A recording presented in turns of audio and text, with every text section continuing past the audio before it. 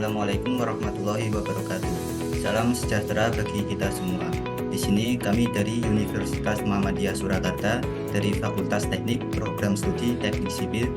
Kami akan memaparkan presentasi mengenai perencanaan super mini blok sebagai pemenuhan mata kuliah tugas manajemen konstruksi. Sebelumnya kami beranggotakan 11 orang. Di antaranya yang pertama India Kirana dengan NIM D100-190-084. Kedua Nuzul Siti Magfirah dengan NIM D100-190-102. Dan Lukas Sangsang Septian dengan NIM D100-190-279. Kemudian Andika Wahyu Prasetyo dengan NIM D100-200-160. Yang kelima, Henry Eka Febriansyah dengan NIM D100-200-196. Yang keenam, Leonikis Adityana dengan NIM D100-200-206. Yang ketujuh, Nur Lailatus Syarifat dengan D100-200-212. Yang kedelapan, Farah Hamid Asyari dengan NIM D100-200-241. Yang kesembilan, Aldo Yudhatama dengan NIM D100-200-252. Yang ke-10 atau Ilasri Fikri dengan NIM D100-200-280. Dan yang ke-11 Ananda Aditya Putra Mahendra dengan NIM D100-200-281.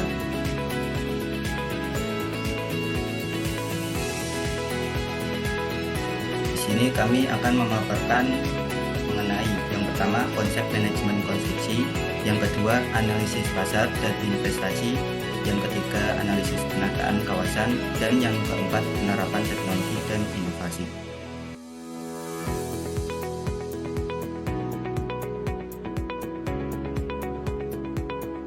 Baik, di sini saya akan menjelaskan berkaitan dengan konsep manajemen konstruksi. Untuk yang pertama, manajemen sendiri memiliki arti tersendiri, yaitu proses yang memanfaatkan sumber daya manusia dan sumber daya lain dengan fungsi manajemen untuk mencapai tujuan tertentu, khususnya dalam bidang konstruksi. Yang kedua, manajemen konstruksi pada umumnya pada dalam suatu proyek itu dia menjadi manajer, sebagai manajer yang akan melakukan suatu tindakan di dalam suatu proyek.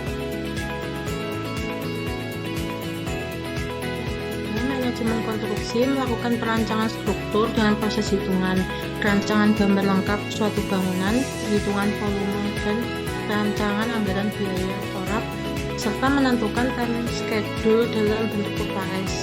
Selain itu, mengatur perancangan, konsep manajemen konstruksi juga melakukan survei lokasi, masyarakat sekitar, harga tanah, dan administrasi lainnya.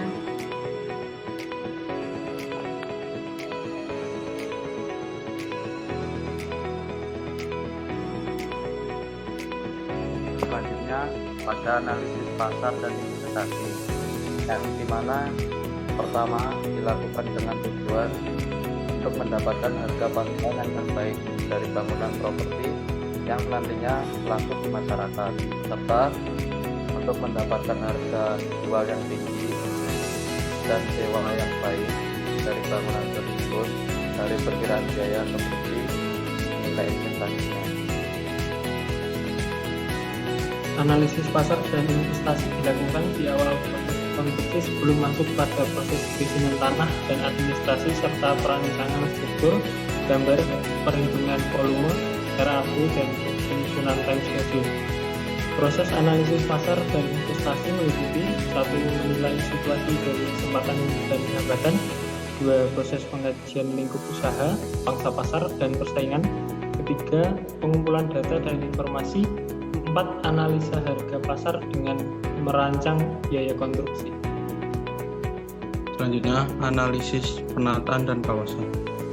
Analisis penataan dan kawasan merupakan proses untuk menentukan penataan kawasan mini blok di suatu tempat yang sudah disurvei sebelumnya untuk dibangun kawasan proyek. Analisis penataan dan kawasan dilakukan dengan memperhatikan kondisi kontur di lokasi tersebut dan lingkungan sekitar. Selanjutnya yaitu penataan kawasan. Untuk tugas ini yaitu properti berupa yang pertama, ruko diletakkan di depan sebagai kawasan perekonomian yang di belakangnya diikuti dengan fasilitas umum penunjang perekonomian. Yang kedua, apartemen diletakkan di depan samping sebagai pusat bangunan dari kawasan. Yang ketiga, perumahan di belakang dengan penataan tipe 1, 2, 3 menyebar dan di tengah kawasan dilengkapi fasilitas umum untuk memudahkan akses penghuni kawasan.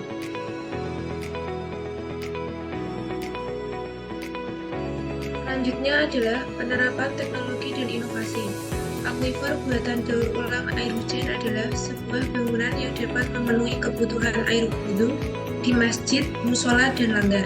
Prinsip kerjanya adalah memanfaatkan air hujan yang tersimpan untuk dipakai secara berulang-ulang melalui lapisan aquifer buatan yang disusun secara vertikal. Aquifer sendiri adalah lapisan bawah tanah yang mengandung air dan dapat mengalirkan air.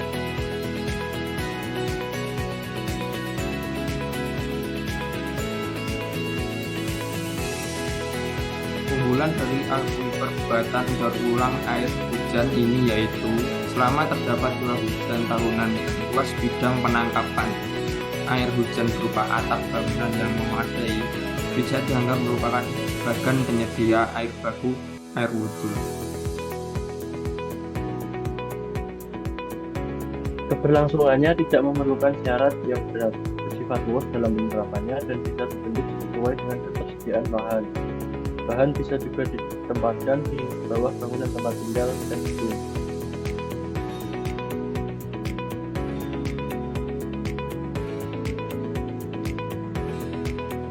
Kemudian penerapan teknologi inovasi selanjutnya itu prinsip kerja aquifer buatan dari daur ulang air hujan. Yang pertama, air hujan akan turun dan ditampung di bagian simpan air hujan, kemudian mengalir pada sumuran air yang sudah masuk sumuran yang dapat ditimba melewati media pasir dan dapat digunakan untuk air wudhu. Kemudian air wudhu tersaring masuk melewati media pemiluan material bumi dan selanjutnya kembali ke bak simpan air hujan yang akan digunakan terus berulang.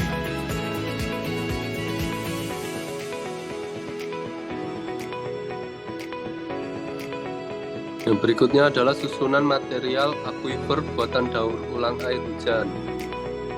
Ada tempat wudhu dan pasir halus, kerikil dan lembaran kain katun, pasir kasar, puing bata merah, lembaran hijau dan material campuran, arang, pasir sedang, serta lembaran hijau dan material campuran, puing bata merah dan arang.